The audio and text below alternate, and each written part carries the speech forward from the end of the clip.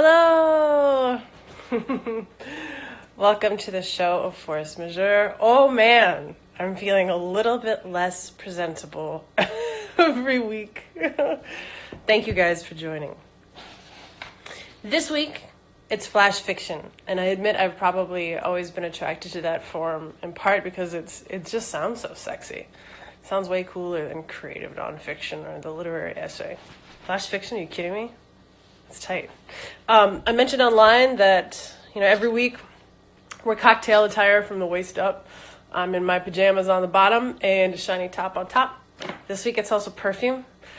So I'm gonna apply it the way that I always do, which is spray it when I run through, because you don't want to get too much.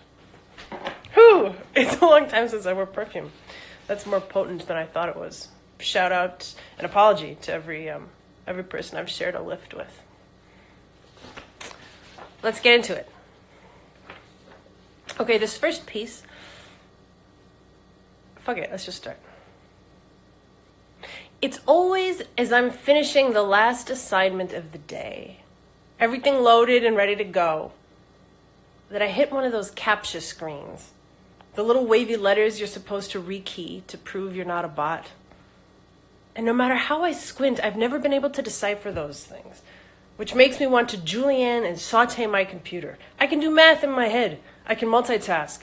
I don't take breaks. I am laser focused and fast as fuck. The one goddamn thing I cannot do is CAPTCHA, because only humans can do those.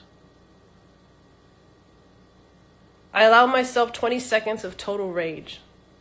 Then I X out of the window I'd been working in and start again from the beginning. I've got 40,000 email addresses to hit tonight, twice as many in the morning. The cursor flashes like a two-chambered heart, and I settle in for another lousy decade of all-dayers and all-nighters.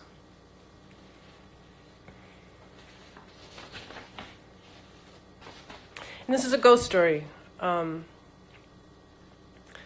I find that the fiction that I'm into lately has to be weirder than the world is. You know what I mean? So patient, thoughtful, cerebral fiction is just not cutting it. This shit is boring. I need to be as stimulated as I am by the kind of general low hum of terror and anxiety that permeates every weekday. Yeah? Jonathan sleeps on his back. I lay down beside him with my head on his pillow, near enough to hear the ringing of his ears that my proximity induces.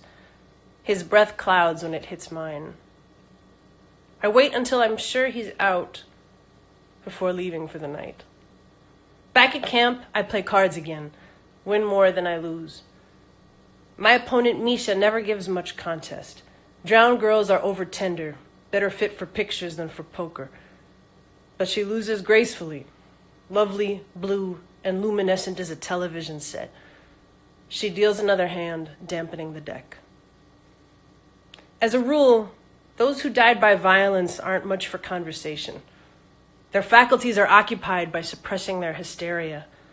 The suicides are funny, smart, but self-absorbed. A clique of slender know-it-alls deciding how to hold their cigarettes. And those who are here on layover to settle some last bit of business, they come and go too fast to learn too much about. I'm not a fixed member of any one group, really. I just fall in with whoever's up and out late. And when my options are exhausted, I head home. My parents asleep by the time I come in. My father died in Babylon before it had that name. He died foolishly beneath his own plowshare. He tells it with a wink, like a cartoon Casanova. I was overrun by the premonition of your mother's love. The joke's wrung out, but she blushes every time he makes it. She died in New York City in a famous factory fire. She leapt from the 9th story and, my father says, straight into his waiting broken arms. Their affair here went undetected for a long time, and then another even longer time. Shortly after I was born, their tryst was discovered, but I remained a secret for a little while longer. My parents' mutual affection was an aberration, enough to have them both expelled. Here, love is not a reciprocal arrangement. Love is for export only, to be sent and spent on earth. That's fundamental to the nature of a ghost. But even at my parents' trial, they held hands, their intertwining fingers proof of their inclination to haunt only each other. They refused to answer questions. When the council brought in a living dog, at great expense and greater risk, to assist in their investigations, they emptied the entire colony of every living ghost and let off his leash. The beast found me immediately in the bottom drawer of my mother's vanity, asleep and lightly drugged with a thumbnail dosing of valerian from my father's garden. There were angry meetings, votes, another public hearing. My parents were past redemption, but what should be done with me? There was no one else to take me. So the three of us were sent to the camp's furthest margin, exactly 1 inch shy of exile. And I grew up as the only native to this place, the only ghost that never lived. The council made clear that no exceptions would be made for my circumstance. I was expected to conduct myself as would any other citizen. So when I came of age, having no tie to any particular place or person in the living world, I undertook the unusual task of choosing my own haunt. I followed a few men around for a few days and saw no crucial differences between them. Without too much deliberation, I pricked Jonathan in Stockholm. Now, with so much feeling for him, it's strange to think he meant so little to me at the beginning. In the 7 years I've been following him, he's grown a beard, learned to work a table saw, moved north, then further north to Luleå. The local accent is muddy, so thick that it felt like learning Swedish all over again just to be able to follow his conversations at the grocery. He can cook now, but his body never filled out. And when he takes off his shirt to shower, he is slender to a degree that arouses all my sympathy. I turn away when he undresses the rest of the way, but I sit in the bathroom sink while he showers, a hole in the steam. I just like to hear him sing. The sun stays up for days during midsummer in Luleå. Sometimes he does too. The villagers, they call it sun sickness, a mild mania from the constant light. On those yellow nights, I sit beside him on his doorstep while he smokes and writes. We watch the sun rebound before touching the horizon like a skater who doesn't land between her jumps. When a girl is over, I know I should be slamming doors, and sometimes I do. But other times I just pace the ceiling and leave them to each other. Girls are not over very often, though, so mostly it's just us. I stack the coins on his dresser or walk behind him to watch the short hairs stand against his collar. On the rare occasion that he is photographed out drinking with his friends from work, I loop my arm around his sharp shoulders, a lens flare in the final image. When he leaves the table to smoke outside, I put a finger in his drink to keep it cold till he returns. But I don't bother him while he's driving or when he's at work on the big machines. I'm careful with him. Älskar is a funny word for love. He laughs out loud at himself sometimes, especially when he's clumsy. I thought that was so nice a habit that I started doing it too. I know him so well that it's easy to forget that he doesn't know me at all. But we're very similar, I think. So maybe in knowing his own mind, he knows some of mine too.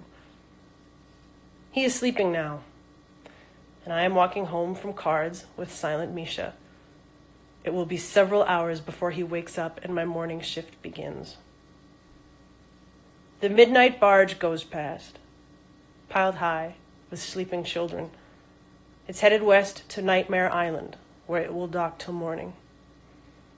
I am always careful when I'm with him, but on these long walks home, I let myself imagine that he is following. I imagine him slipping into each footprint as soon as I am out of it. and I entertained the possibility that he might die in violence, or on purpose, or with a great deal left to do. And then he would come here, where he could haunt me back. It can't hurt just to imagine, but just a little bit, it does.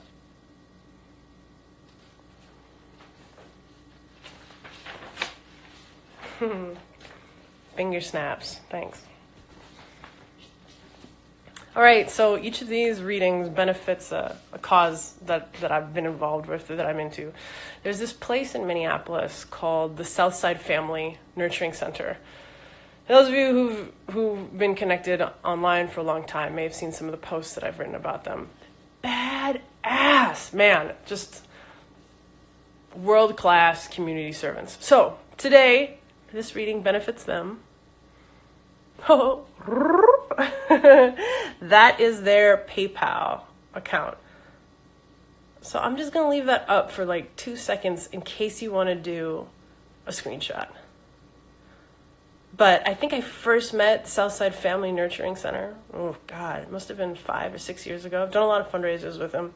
Visited the center and was just so impressed by like the care and thought that they take in trying to figure out how to help kids who are in a rough spot, but also be like good partners to families, even though they're working through some really tough stuff themselves. Okay, ready? We're flying this out. It's almost 8. For those of you who are watching from further afield, I'm doing my quarantining in Minneapolis. Where are you guys coming from? We're gonna take the nightly stroll here.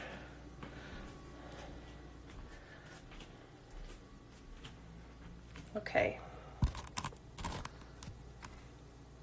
So at 8 where I am in Minneapolis, local time, people will sometimes lean out of their windows and applaud to say thank you for the first line responders who are giving their days and nights and love and effort to helping.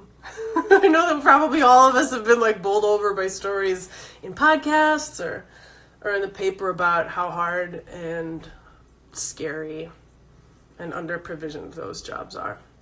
So at 8, I lift my window in my kitchen. I'll show you the view that I've got. That's the flyer, as you can tell, for the force majeure. Oh God, it's hard to pilot these phones when they're faced the wrong way. I'm leaning out for the clap. Thank you guys. I'm going to close my window before any of my neighbors can identify from which opposing window the sound is emanating every night. Okay.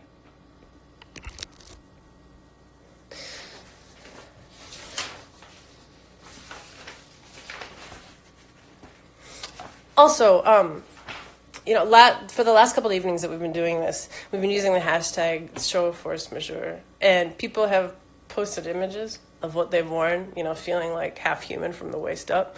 So if you're inclined, those photos have been super sweet. They've been like sequins on the top, slippers on the bottom, like a tie, and I don't know what on the bottom. But I don't think there would be many occasions for formal wear in our immediate future. So it's fun to dust something out of the closet and fire up the curling iron to address the front half of my head. Okay, this is a new one it's called Touch Tone Rodeo. 30 years ago, Mindy and 2 friends, Portia and Sarah, invented a telephone game. They played it almost every night during the summer before 8th grade, and they called it Touch Tone Rodeo. The rules. You must call someone at random. This party cannot know or be known by any player. You cannot pretend to be a telemarketer. You cannot pretend to be a cop, a doctor, or at the front door. The objective: to keep the party on the line as long as humanly possible. Points also awarded for style and technical difficulty. 1 point is awarded for every 10 seconds the party stays on the line. 2 points for every 10 seconds that the party will hold the line with no talking whatsoever. 2 points for maintaining a foreign accent for the whole call. 4 points if the party can be prompted to say the word of the day, drawn at random from the dictionary before the call. 3 points for referring to the party only as Captain. There were many strategies. Mindy and her friends tried fake surveys, fake secret admirers, fake calls from fake neighbors about coincidentally real dogs who'd gotten out of the yard. Once, Portia just explained the game to the party and begged him, in an Irish accent that kept wobbling Indian, to stay on the line. And she kept him for 2 full minutes. But it was Mindy who discovered the winning technique. When a woman's voice answered, Mindy just said, "Mom?" The party would usually ask one of 2 questions. "Hello, darling, how are you?" Or, if it was after dinner already, "When are you coming home?" But even if the lady smelled a rat, all her kids were in bed, or all her kids were grown and accounted for, or the voice just sounded wrong, she'd hold the line. "Who is this? Hello? Hello?" Maternal forces wouldn't let her hang up, even on a stranger's kid. The game wasn't fun after that anymore. The calls lasted too long. Tonight, Mindy has grown up. She is following a stir-fry recipe with great care because it has turned out amazing 3 times and mediocre 2 times, and she is determined to discover the variable to blame. She is alone in her 1-bedroom apartment, reading each step of the recipe aloud over the sizzle of the wok, which sounds like sustained applause from a little show in a tiny Teflon amphitheater. It will be several weeks of trials before she realizes that the coconut milk is the culprit. From the fridge, it's too cold to pull the flavor from the lemongrass. Mindy's phone rings from the coat hook by the front door. She finds it on the 4th ring, in the last possible pocket of a jacket she'd forgotten having worn that morning. The display reads, "Ma." Mindy and her mother have a standing phone date on Sunday afternoons. But lately, her mother has been calling at dinner time on weekdays, too. Mindy's mom is 61, but her telephone voice is much younger. Mindy has often wondered if this is an affectation or just the byproduct of the little microphone and the little speakers and the signal's long passage through outer space. Mindy used to answer these dinner time calls, "Hey, what's going on?" Or, "Hi, everything okay?" And she knew that this was slightly passive-aggressive because it implied that a weeknight call really ought to be reserved for urgent problems and not considered part of standard play. But her mother would answer, "Oh, nothing, just thinking of you," which made it Mindy's job to fire up a conversation like a pull-string lawnmower out of nothing. Her mom had no news to share. All of their questions had been asked and answered on Sunday. Sometimes her mom told her what was happening on the local news while she watched it. But often they ended up at a rung that was right below the news, a conversation that was just the literal real-time report of their senses. Man, it gets so dang cold in here at night. So turn up the heat, right, Ma? I am. I'm going to do it now. Okay, it's up. 66 to 69. For Mindy, who was impatient in the best of times, these exchanges were a serious trial. There was clearly not enough material here to keep one mind engaged, so why were they splitting it? It was like riding a stationary bike built for 2. Mindy's sister, Lorraine, lived in D.C., and she said she was getting more calls too. I think she's just lonely, dude. But Mindy knew that wasn't it. If not for Touchstone Rodeo, it would be easy to think of motherly love as something that came from mothers, a super potent force that emanated from their chests and made them house you and forgive you. But love runs through mothers the way that harpoons run through whales. It bursts from their chests because they've been speared from behind. The phone rang one more time, buzzing in Mindy's palm like a bee with no sting. Hey, Mom. Mindy turned off the stove and filled a juice glass with Chardonnay. The walk went silent. She refilled her glass. The coconut milk warmed on the counter. You don't ride in a rodeo for transport. You're not going anywhere.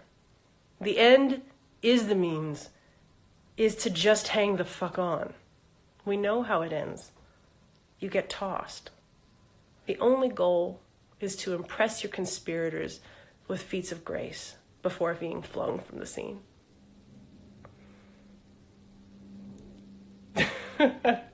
A dramatic exit is so difficult in your apartment.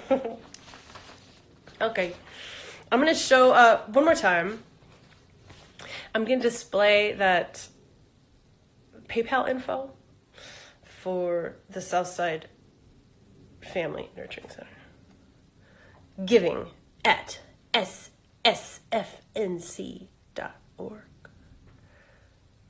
Cool. And then we're going to go back to the window before signing off for tonight. I'm going to grab my wine. I'm going to evade the cloud of perfume that has been lingering near my computer for the entirety of this week's live broadcast. There's a singer in town in Minneapolis named Channy, and she's the singer for a lot of bands, but Polisa, one of her most popular. And I ran across like an Instagram post where she was just singing a little lullaby, and it was just so heartbreakingly sweet.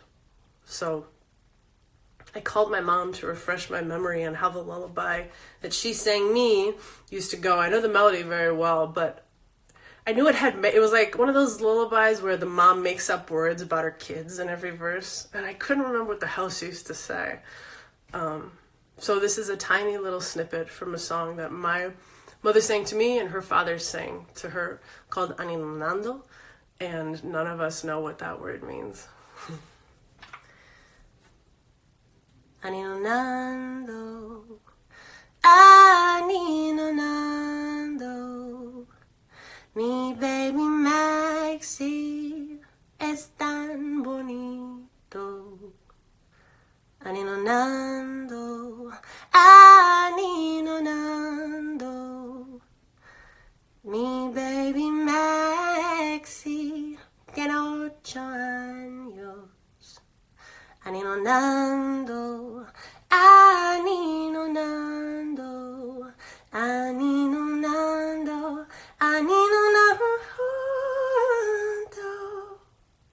I remember when I was a kid, you know, that last part goes high, and it was like every time my mom's voice started to rise, it was this utter bodily terror. Like, do one more verse. Don't do the high part yet, Mom. I'm not asleep. Well, thanks for tuning in this week. And next Thursday, 7:45 Central Time, I'll see you back here. Good night, everybody.